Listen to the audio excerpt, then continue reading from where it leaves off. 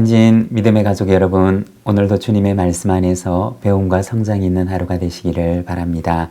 오늘 말씀은 예레미야서 26장 16절에서 24절입니다.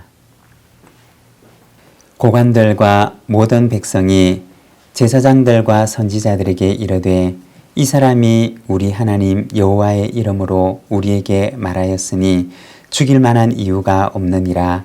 그러자 그 지방의 장로 중 몇 사람이 일어나 백성의 온 회중에게 말하여 이르기를 유다의 왕 히스기야 시대에 모레셋 사람 미가가 유다의 모든 백성에게 예언하여 이르되 만군의 여호와께서 이와 같이 말씀하셨느니라. 시온은 바깥이 경작지가 될 것이며 예루살렘은 돌무더기가 되며 이 성전에 사는 산당의 숲과 같이 되리라 하였으나 유다의 왕 히스기야와 모든 유다가 그를 죽였느냐. 히스기야가 여호와를 두려워하여 여호와께 간구하며 여호와께서 그들에게 선언한 재앙에 대하여 뜻을 돌이키지 아니하셨느냐. 우리가 이같이 하면 우리의 생명을 스스로 심히 해롭게 하는 것이니라. 또 여호와의 이름으로 예언한 사람이 있었는데 곧 기럇 예아림 스마야의 아들 우리야라. 그가 예레미야의 모든 말과 같이 이 성과 이 땅에 경고하여 예언하며 여호야김 왕과 그의 모든 용사와 모든 고관이 그의 말을 듣고서 왕이 그를 죽이려 하며 우리야가 그 말을 듣고 두려워 애굽으로 도망하여 간지라. 여호야김 왕이 사람을 애굽으로 보내되 곧 악볼의 아들 엘라단과 몇 사람을 함께 애굽으로 보냈더니 그들이 우리야를 애굽에서 연행하여 여호야김 왕에게로 그를 데려오매 왕이 칼로 그를 죽이고 그의 시체를 평민의 묘지에 던지게 하니라. 사반의 아들 아이감의 손이 예레미야를 도와주어 그를 백성의 손에 내어주지 아니하여 죽이지 못하게 하니라. 아멘. 오늘 우리가 예레미야서 말씀을 함께 읽었는데 7월과 8월 2달 동안에는 우리가 예레미야서 말씀을 읽게 됩니다.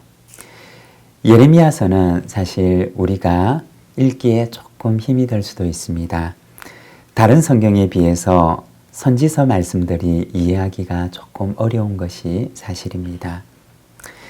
선지서에 대해서 잠깐 이야기를 하면 히브리어로 된 성경은 크게 세 부분으로 나뉘어져 있습니다. 토라라고 하는 율법서와 그리고 선지서 그리고 성문서로 되어 있습니다. 율법서에서는 하나님의 백성들이 어떻게 살아가야 하는지 하나님께서 제시하신 삶의 원칙이 나옵니다.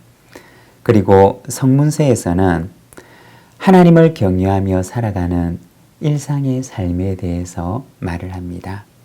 그리고 선지서에서는 하나님께서 제시하신 원칙이 깨어진 삶과 이에 대한 하나님의 심판의 말씀이 선포됩니다. 그리고 나아가서 하나님의 회복을 선언합니다. 이스라엘의 역사를 보게 되면 하나님께서 제시하신 길을 떠난 이스라엘 백성들의 삶과 그들을 향해 하나님께서 선지자들을 보내시는데 선지자들은 하나님의 말씀을 받아서 그들의 깨어진 삶을 책망하고 하나님께로 돌아오라고 선포를 합니다. 이러한 맥락 속에서 우리는 예레미야서를 읽게 됩니다. 예레미야는 어떤 시대를 살았던 사람이었느냐? 남유다가 멸망하기 직전에 살았던 사람이었습니다. 남유다의 입장에서는 예레미야가 선포하는 그 메시지는 재앙이었고 또 인정하고 싶지 않았던 예언이었고 또 달갑지 않았던 말이었습니다. 그것을 선포해야 하는 예레미야의 마음은 어떠하였을까요? 예레미야서 20장 7절에서 9절 말씀을 보면 이렇게 말을 합니다. 여호와여, 주께서 나를 권유하심으로 내가 그 권유를 받았사오며 주께서 나보다 강하사 이기셨으므로 내가 조롱거리가 되니 사람마다 종일 나를 조롱하나이다. 내가 말할 때마다 외치며 파멸과 멸망을 선포함으로 여호와의 말씀으로 말미암아 내가 종일토록 치욕과 모욕거리가 됨이니이다. 내가 다시는 여호와를 선포하지 아니하며 그의 이름으로 말하지 아니하리라 하면 나의 마음이 불붙는 것 같아서 골수에 사무치니 답답하여 견딜 수 없나이다. 예레미야서 20장 7절에 보면 예레미야는 말하기를 주께서 나보다 강하사 이기셨으므로 라고 말을 합니다. 이것이 예레미야 선지자의 삶이었고 고백이었습니다. 여호와의 말씀을 전함으로 인해서 당해야 하는 조롱과 수치, 치욕과 모욕, 때로는 생명의 위험마저 당하기도 합니다. 그래서 그는 다시는 여호와의 말씀을 선포하지 않겠다고 다짐을 합니다. 하지만 결국 주님께서는 그를 이기시고 그는 다시 선지자의 자리에 서서 소명의 길을 걸어가게 됩니다. 선지자 예레미야의 삶은 주님께서 그를 이기시는 삶이었습니다. 예수님의 겟세마네 동산에서의 기도를 보게 되면 내 뜻대로 마시고 아버지의 뜻대로 되기를 원하나이다 라고 말씀하십니다. 그리고 주님께서는 십자가의 길을 걸어가십니다. 예레미야의 삶도 역시 하나님의 뜻이 예레미야를 이기시는 삶이었습니다. 여러분, 우리의 삶은 어떠합니까? 주님께서 나를 이기시는 삶입니까? 아니면 내가 언제나 주님을 이겨먹는 삶입니까?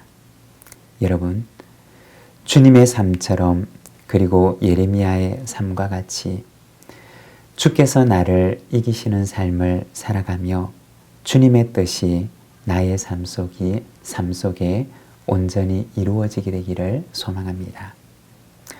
오늘 우리가 읽은 예레미야서 말씀은 예레미야의 재판에 대한 이야기를 보여주고 있습니다.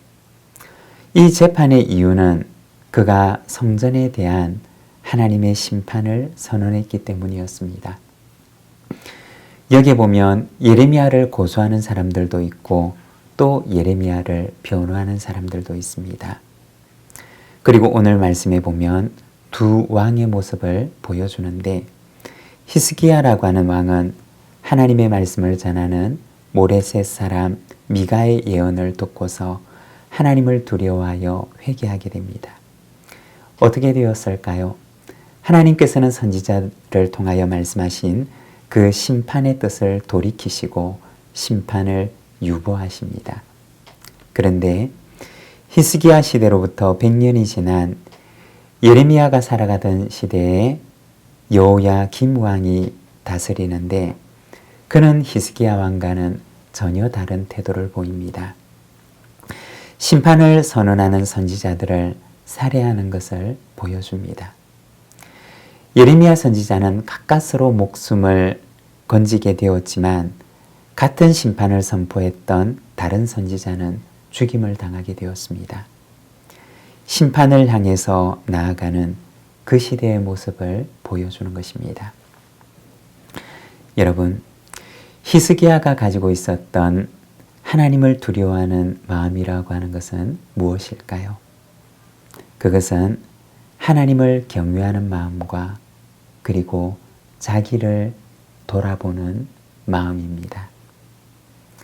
하나님의 말씀에 자기를 비추어 보는 마음인 것입니다. 여러분, 오늘 우리는 하나님을 두려워하는 마음을 가지고 있습니까? 하나님을 경외하는 마음을 가지고 하나님의 말씀의 빛 앞에서 나를 비추어 보고 나를 돌아보는 마음을 우리는 가지고 있습니까?